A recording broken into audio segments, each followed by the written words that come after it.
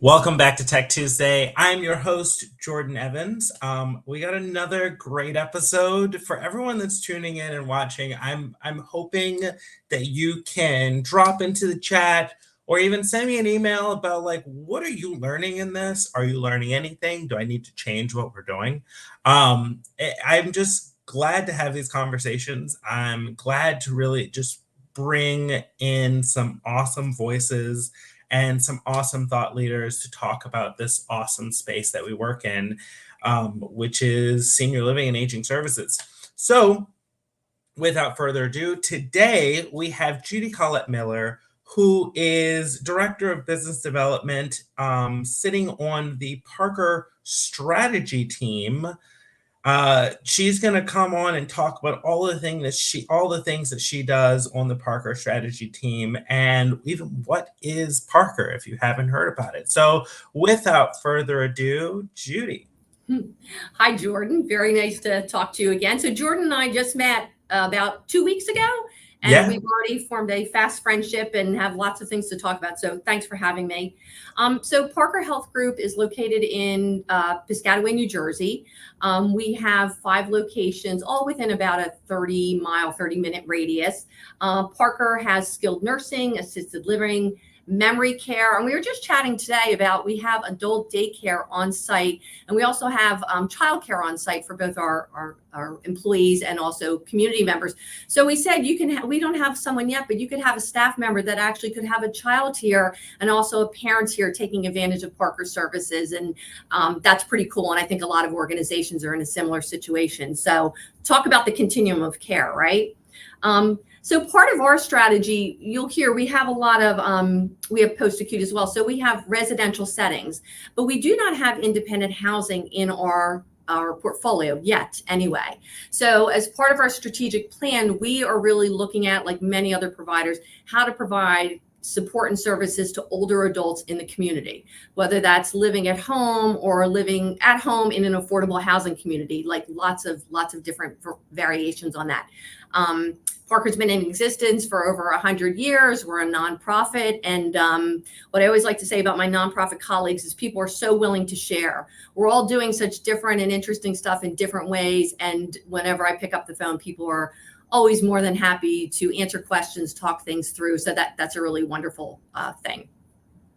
So if you're watching and you're a dedicated follower of Tech Tuesday, you'll notice that last week I was right where Judy is actually in that same office because I got to visit Parker at their corporate headquarters, and it is such a beautiful campus. There are mannequins all over the place. That you'll have to explain to me at some point.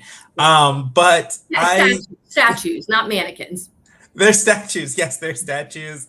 I almost thought that one person was crossing the street. That was interesting. There's these like lifelike statues. But I did see the childcare. I saw the awesome cafe. I saw the beautiful gym. And I just saw the life that happens there. People dropping off their kids and in the morning, and adult day people coming in, and it's just a beautiful connected community. And in the spirit of connected communities, we were there talking about a program that Parker has, which is Parker Connected Communities. How did this start? What is Parker Connected Communities? And yeah, so how did it start? And yeah, how does Parker find itself working with so many other organizations out that doesn't financially benefit from them? And like, how does that happen? Well, it's interesting. Sharing. It started with, it was pre-pandemic. I hate to use those words, but it was about 6 years ago. And it was actually a program started by AARP Foundation. And we are connected with them and friends with them. And they had a program that was really focused on decreasing social isolation. And so using an Alexa smart speaker, providing it to residents at affordable housing, and providing engagement and training opportunities. So long story short, about 3 years ago, we acquired that program from AARP Foundation. They had decided not to continue with it, but we felt so strongly about it that we acquired the program. And really what the program is, we provide what we call a community hub. So it's a communication system that staff in affordable housing can use to communicate with their residents. Like I can talk a little bit more about that. And then the second piece of Parker Connected Communities, if you choose, is to then bring in smart speakers for the residents. And this is all free of charge. All the things that Parker offers is at no charge to affordable housing. And the smart speakers are another mode of communication, but they're also just that wonderful engagement tool that residents can use for all the reasons that we use them as well. So it's a two-pronged approach. And what we think is special about the community hub is it used to kind of sit behind the speakers, but now it's really kind of come to the forefront, because what it is it's a program where whether you can use text, you can use a landline, you can use a smart speaker, you can use a 1-800 number to call in. And so the residents, whether it's a service coordinator, the staff, whether it's a service coordinator, building manager, can communicate with residents to let them know all kinds of things. For example, saying the fire marshal is coming tomorrow. And then however that resident has chosen to receive that message, they get that notification. The other nice thing is we offer, I think, 18 languages now. So if I am a Russian speaker, the service coordinator may have English as their primary language. If they're sending a text, they can write the text in English. It goes to Mrs. Jones, who speaks Russian, and we have that noted. She receives the text in Russian, and now we actually have two-way texting, and she could reply back in her native language, and it would come back to the service coordinator in English. So again, just a really robust communication platform. And then if you layer on the Alexa smart speaker, you now have another mode of communication with residents, and we feel very strongly about voice being a really exciting opportunity. Yeah, that's amazing. And so how is it going now? How many communities do you have? Like this is really cool. And who funds this? So Parker funds the program. So again, this is through our strategy work. So we are always looking again for ways to provide support and program and services to older adults and affordable housing. We have a lot of colleagues who do amazing work in affordable housing, and this is just another way to support them. And it also helps us learn about serving older adults in communities outside of Parker. So we fund it, and then we work with two partners. LiveTech is a training partner who does all the training on site and virtually for this program. And then we work with our technology partner called Witlingo, and they actually build the content management system. And one of the nice things is we get direct feedback from providers. So Jordan was at a program last week where we invited the providers in for what we call a user experience meeting. And we like to think of it as, let us know what's working, what's not. Let us tell you about some new features we're thinking about.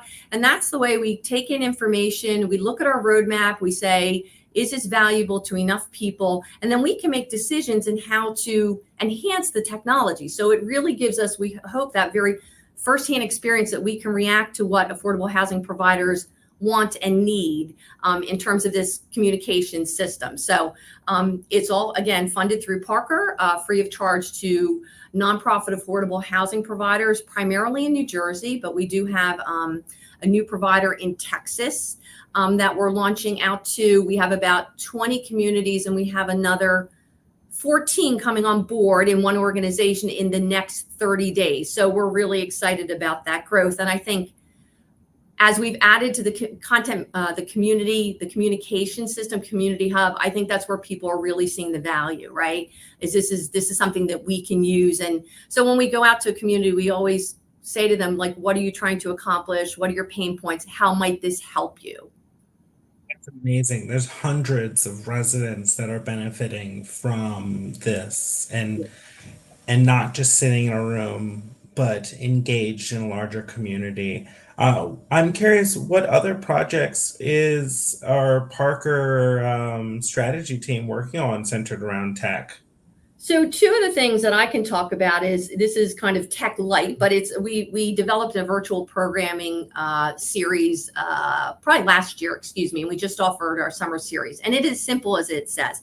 It is offering free adult programming, arts, culture, and entertainment. For instance, tomorrow we have watercolor classes with the Georgia O'Keeffe Museum down in New Mexico. And we also provided the watercolor kits to older adults in the community. And this is really a way, it's about that engagement, quality of life, we got a response last week from someone who said, it's so hot out. I was so happy to be able to connect and engage and do something in my own home of value and didn't have to go outside. So sometimes it's as simple as that. So that's a program that's kind of just a value add, just offering a service to communities and community residents. And I think the person that runs that does a really beautiful job of curating specifically for our audience. So again, free of charge. But we're working on an adult daycare caregiver portal. So we have adult day clients in Parker, and right now this portal is going to be for them specifically, but eventually we will open it up to non-Parker clients. But when you have a client at Parker, you can now go to one place. You can see the activities that are happening that day. You can see the menu. There's a message from the administrator. There's resources for all kinds of education and training. And we are partnering with Trualta, a really great aging services provider organization for their training and resources specific to aging population. So, a caregiver can go on and say, hey, I may be having some challenges around some sundowning and dementia related, and you can go on there and find live webinars. Again, this is all free of charge. So this was in direct response to hearing conversations from our adult daycare caregivers saying, we need more information. We need it in a different format. We need it on demand. We want to access it through our phones. We want to use email instead of phone calls. So this is all in a pilot phase right now, but we're really excited about it and are working on that right now. And again, doing a lot of user experience testing with our staff and our caregivers before we actually launch it live. These are some amazing programs that you've mentioned, and I love the work that Parker is doing. Let's get a little bit behind the scenes, though. Last week we had an episode talking about piloting and talking about all of the new developments in technology that have happened in senior living and how we hold them accountable to making sure that they're really bringing innovation to the space and not just adding to how we do things, but being innovative. Because if you're just like, if you give me an electric spatula, that's not true innovation. It's making it easier to do what I already do, but it's not bringing innovation. And in talking about all these innovative solutions, it's hard to think about, okay, well, how do we bring you in? Because you're not an off-the-shelf platform, or you're not an off-the-shelf solution that I can just go and say, okay, I want this, I want 5 widgets, and then you get those 5 widgets in the building. This is a complex solution. Oftentimes, these really innovative solutions are complex and require training and support, and require piloting and require listening sessions, and not everyone has the staff to do that. So, I love what you're doing, and I want to hear about all the 3 things that I talked about, but then also, like, how did you build a framework to make that successful?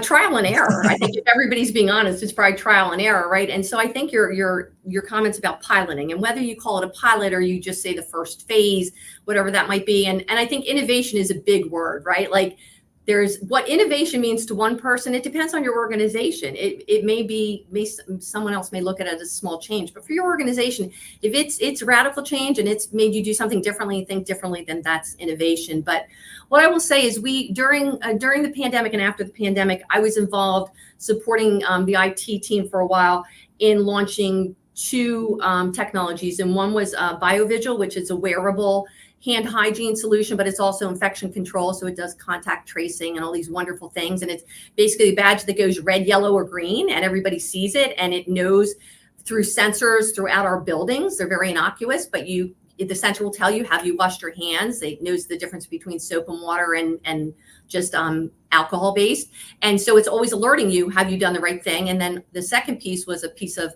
falls I don't use the word falls prevention, but falls detection in support of falls prevention. Safely You, which has some AI capacities to monitor movement in a room and then alert to fall activity. And then it's really about root cause, what happened. So what I want to say about both of these is just making sure you have the right stakeholders and all the stakeholders in those conversations before you launch. When you're looking at technology, they should be in those discussions. And I'm not saying we did it right every time, but we tried and we got better.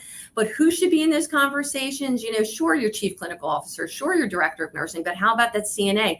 How about that maintenance person that goes in and might accidentally unplug something that is now unplugging some of your technology? Little things, big things, right? Yeah. And I think you and I talked a little bit about training and support, and that is a word that just should say, et cetera, et cetera, et cetera, because it never, ever stops, right? You put these things in place, you try to show the value, you do a pilot, it feels good, you're getting good data. 3 months go by, you've got to be paying attention because, people have to continue to understand why they're using it. This wasn't just for one episode, getting them close to the data. So our chief clinical officer uses data very differently than maybe a CNA would, but there's good uses for both of them, right? So showing people your value might not be exactly the same, but this is how this can help you. And I think in that way, that's just innovative in how people approach their jobs. And I think some of these technologies have really, we've gotten all kinds of feedback, and it's not always positive because it feels different, right? But that's okay. That's how we learn. And what I will say is we put together pilot criteria. So after we did these 2 programs, we put together this 3-page document, and that document changes continuously, right? But one of those things on that document is at a minimum, an annual assessment of every piece of technology you have. Because if you're not going back and checking, is it still doing what you thought it was doing? Is it still solving the problem? Do you have a no problem? Then to your point, you just have technology that's in your organization for having technology, right? So that's just kind of my comment on tech and training and value. Yeah. You talk about data and how everyone should be using data.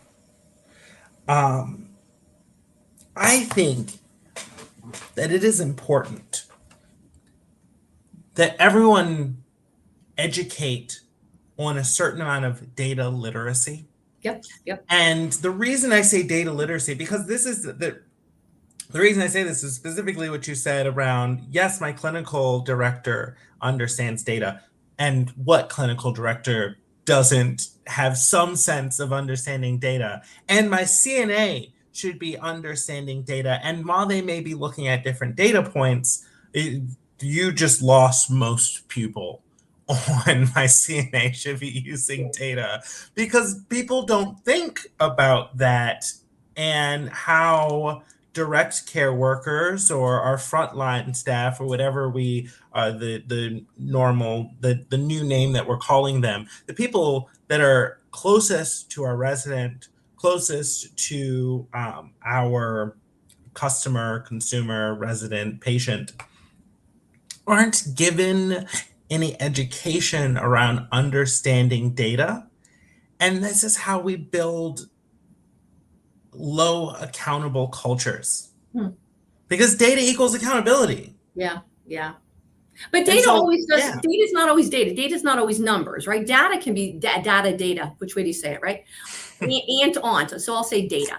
To me, it can be stories. So at that CNA level, and again, I'm preaching to the choir here, but they may not see all the numbers behind, in a false product, right? What has happened.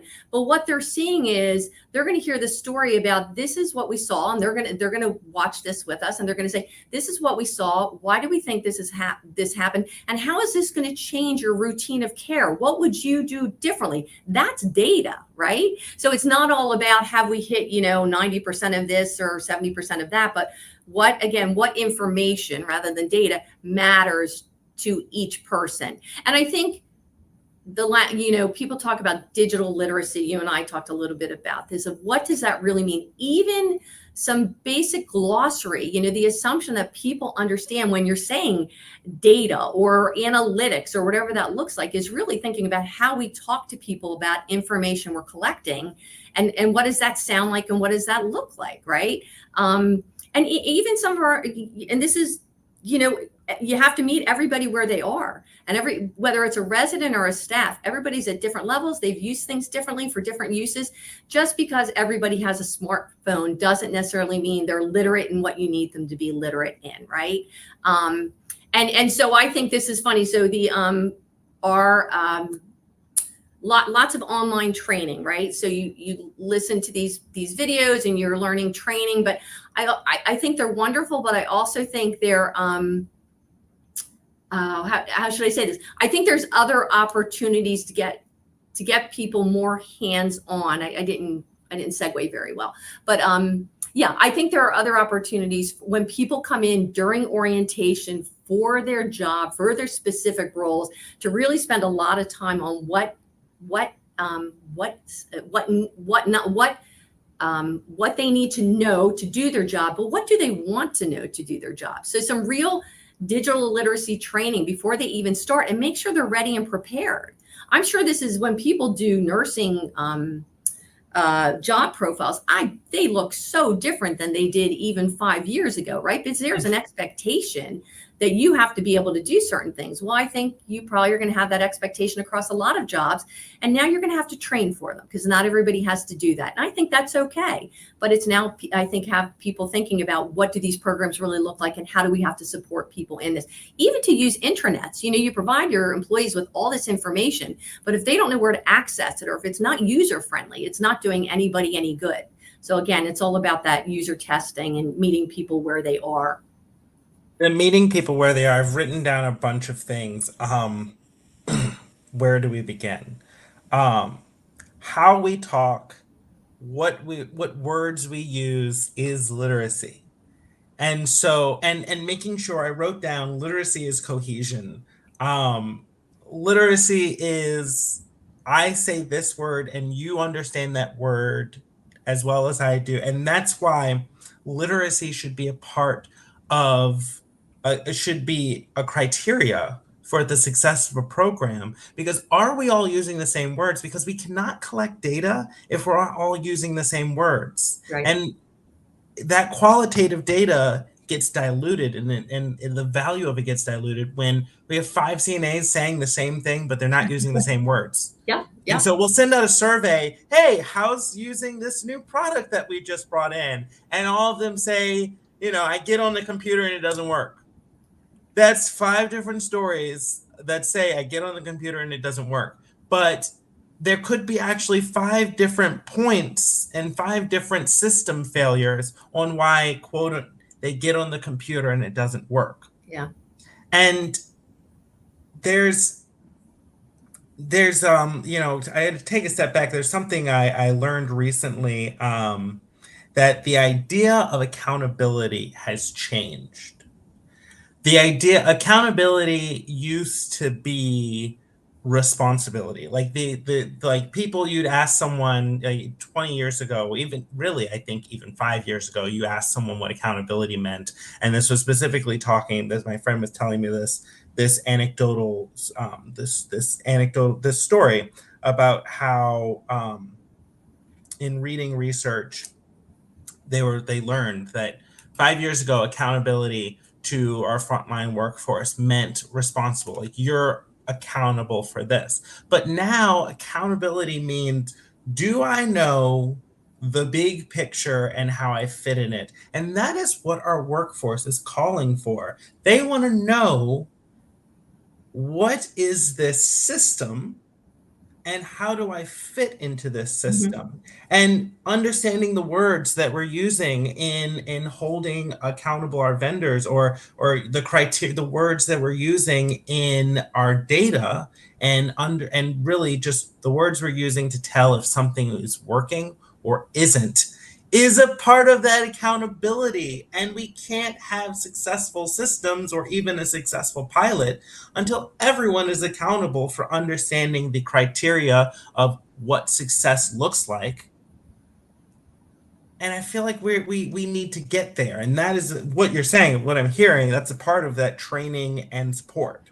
So I think you made me laugh, because I think, and they're not new words, but metrics and KPIs.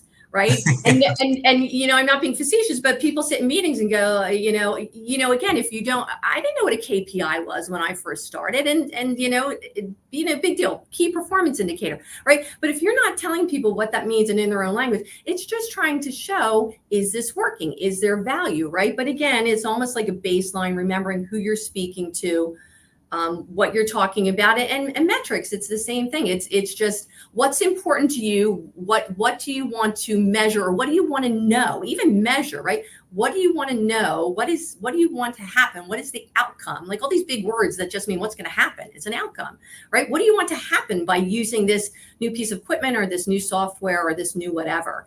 But I think that is important. Now I think workforce is very different. You've got people who have been using computer, digital devices for their whole lives now.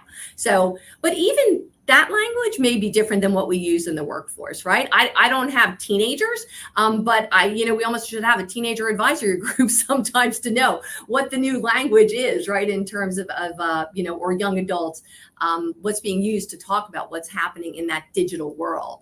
But sure, I think that's important. And it's interesting to talk about a glossary when someone joins. Like you have an aging services glossary, right? And person-centered, we all know what person-centered means, right? Of course, that's in the orientation. Absolutely. But do we know what a key performance indicator was? What does accountability mean? All those things. So imagine if we said in our orientation, here's what a KPI is, so that when we bring in a new solution, our morning meetings with all of our staff, when DONs are meeting with the whole clinical team, they're saying, hey, so just checking in on the KPIs for the fall prevention device. How are we looking? And then everyone stands up and says, I talked to Miss Susan, and she is really excited, or she, we've had falls are down, or they are speaking to the KPIs. And we don't have to spend so much time, because I feel like we spend so much time going to get information and then working it all around to summarize, to refit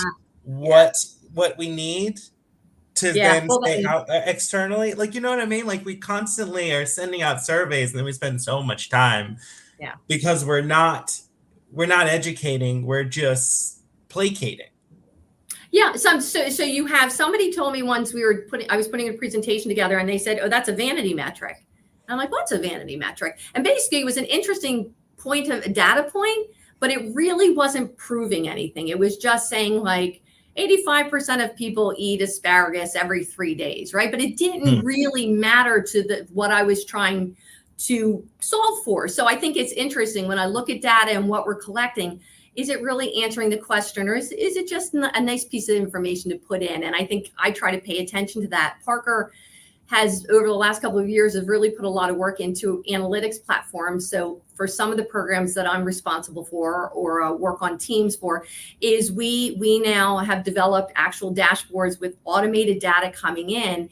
And it was a little bit of a painful, in a good way, process, because there's a lot of checking and rechecking and making sure we're pulling from the right sources. But now we feel we've got a source of truth. So when we say, we want to know X, we know where we can go and find that out. And we don't have to check with 3 other sources, because to your point, everybody's collecting it differently, right?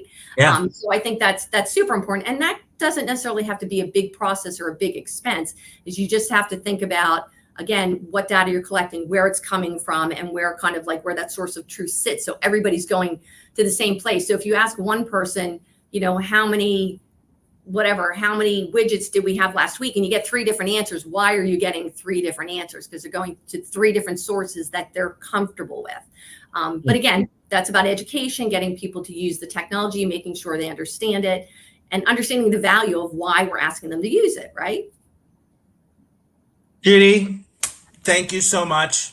This in 30 minutes has been such a great conversation.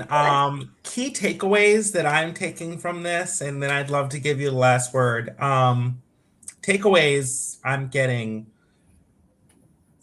training and support from better yet, let me say this: holistic training and support is important in the success of any partnership or any innovative solution that you are bringing to your community. And by holistic, I mean meeting with